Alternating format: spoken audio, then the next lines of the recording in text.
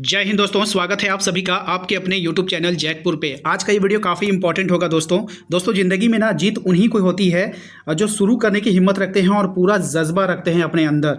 ठीक है, आज का ये वीडियो सिर्फ एक क्लास नहीं होगा, आपके सपनों की तरफ बढ़ाया गया एक मजबूत कदम होगा। अगर आप भी चाहते हैं कि ये सीरीज बिल्कुल रुके नहीं, आपके साथ यूं ही बना रहे, तो प्लीज़ इस वीडियो को ज़्यादा से ज़्यादा प्यार दिखाइएगा। इस वीडियो में कम से कम आप लोगों को 100 लाइक कर देना है और ढेर सारा प्यार कॉमेंट के जरिए आप लोगों को बरसा देना है, ताकि हम ये सीरीज बिल्कुल बंद ना करें। इसी तरह के सीरीज आप लोगों का ज्योग्राफी का, हिस्ट्री का और भी इकोनॉमिक्स का, जो भी सब्जेक्ट का आपका चाहिए, हमें कमेंट में जरूर बताइएगा। देखिए वीडियो इतना इंपॉर्टेंट है ना, ये एक तरह का पेपर हैक है पूरा। क्यों मैं बोल रहा हूं, अगर एग्जामिनर आपका इस चैप्टर से, पहला चैप्टर है शीत युद्ध का दौर, अगर इससे वो क्वेश्चन लेने का सोच रहा है, तो यकीन जानिए इस वीडियो से आपका क्वेश्चन बाहर नहीं आएगा। सारा का सारा क्वेश्चन इसी वीडियो से आपके एग्जाम में देखने को मिलने वाला है। तो वीडियो काफ़ी इंपॉर्टेंट होगा, शुरू से लेकर अंत तक बने रहिए। चैनल पर पहली बार आए, सब्सक्राइब कीजिए, घंटी वाले आइकन को प्रेस कीजिए, क्योंकि बिना घंटा दबाए तो कोई शुभ काम होता नहीं है। तो घंटा दबा लीजिएगा आप लोग, ठीक है। चलिए स्टार्ट करें। देखिए सबसे पहला सवाल आपके स्क्रीन पर आ चुका है, कह रहा है कि शीत युद्ध की शुरुआत कब से मानी जाती है।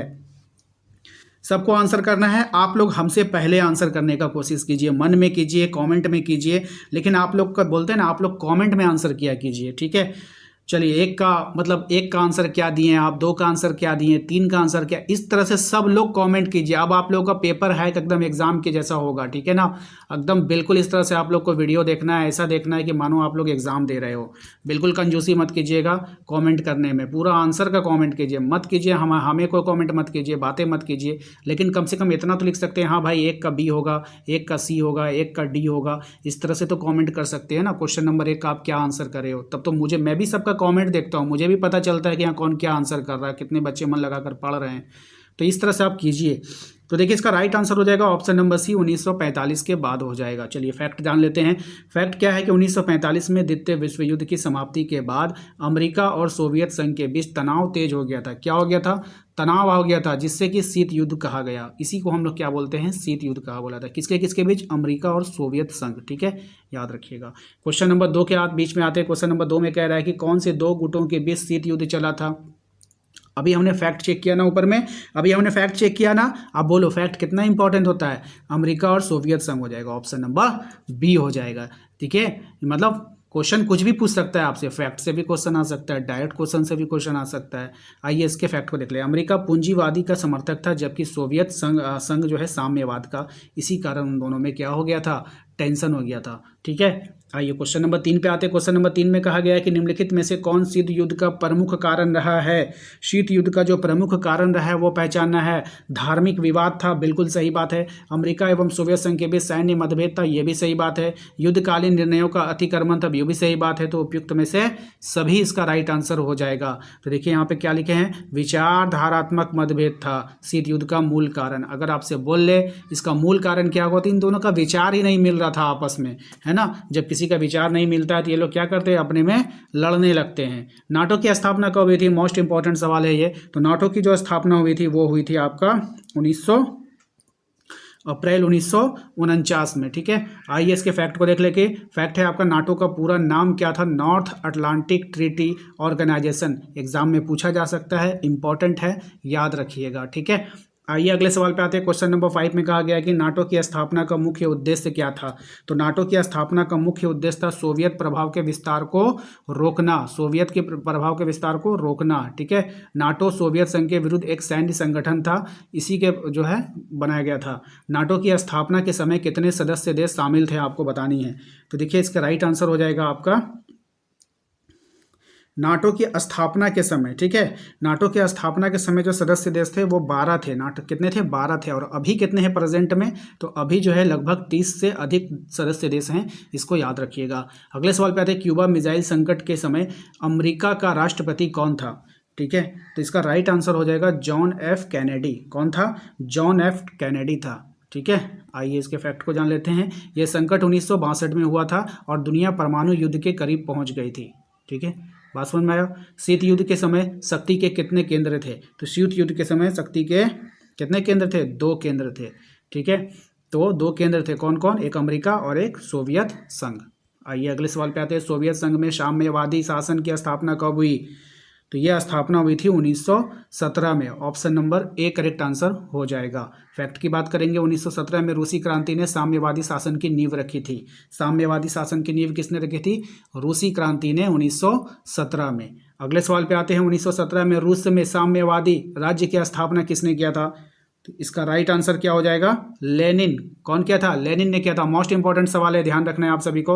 लेनिन कौन था? एक बोल्शेविक पार्टी का प्रमुख नेता था, याद रखिएगा। अगले सवाल पे आते हैं, क्यूबा मिसाइल संकट के समय सोवियत संघ का प्रधानमंत्री कौन था? मोस्ट इंपॉर्टेंट एग्जाम के लिए, ठीक है। सही जवाब हो जाएगा निकिता क्रुश्चेव, ठीक है, Nikita Khrushchev. Option number A हो जाएगा। क्रुश्चेव ने क्यूबा में मिसाइलें तैनात कर दी थी, है ना। अगले सवाल पे आते हैं कि नाटो से संबंधित कौन सा विकल्प जो है वो सही है, यानी कि राइट आंसर को आपको चुनना है। तो इसका हो जाएगा उत्तर अटलांटिक संधि संगठन। इसका ये क्या है? नाम है, ठीक है, याद रखना है। नाटो की स्थापना 12 देशों ने मिलकर किया था, इससे पहले भी हमने आपको बता दिया था।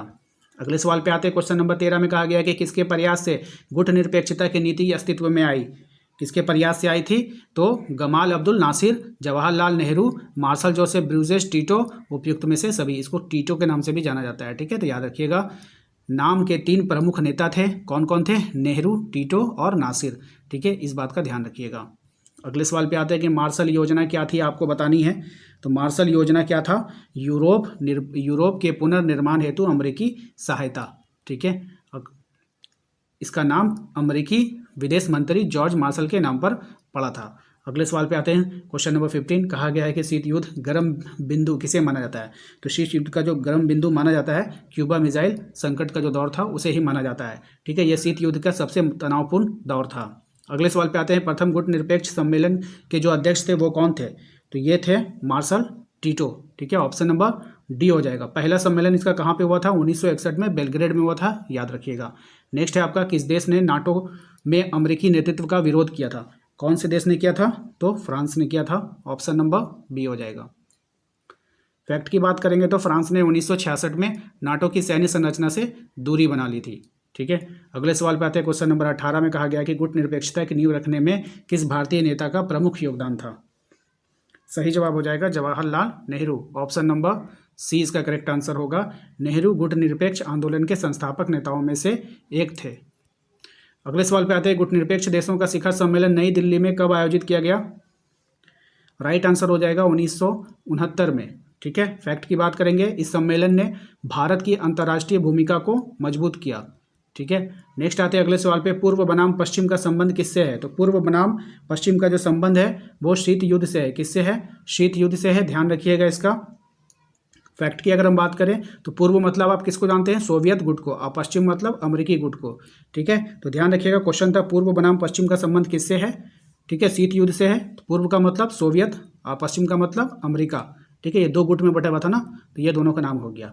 तो आशा करते हैं कि आप लोगों को समझ में आ गया होगा। यदि आप अपने परीक्षा की तैयारी बेहतर करना चाहते हैं तो मैं आप लोगों से गुजारिश करता हूं, निवेदन करता हूं कि आप लोग जो है वरदान ग्रुप को जरूर ज्वाइन कीजिए। वहां पर बच्चे जुड़ करके अपनी अच्छी तैयारी कर रहे हैं।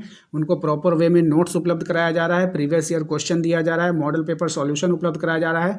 याद रखिएगा, वहाँ पर आपको मिल जाएगा 5 साल का प्रीवियस ईयर, 5 साल का मॉडल पेपर, सारा सॉल्यूशन मिलेगा विथ आपको PDF के साथ, ठीक है। तो जिन लोगों का अभी तक तैयारी अच्छे से नहीं हुआ, उन्हें डर लग रहा है कहाँ से ये सब कंप्लीट कर पाएंगे, तो प्लीज़ आप लोग जो है वरदान ग्रुप को ज्वाइन कीजिए। हमारे दिए गए नंबर पे एक बार मैसेज करके वहाँ पे आप टीम से कहिए कि मुझे वरदान ग्रुप में ज्वाइन होना है, आपको वो लोग जोड़ देंगे, ठीक है। मिलते हैं नेक्स्ट अगले वीडियो में। Thank you.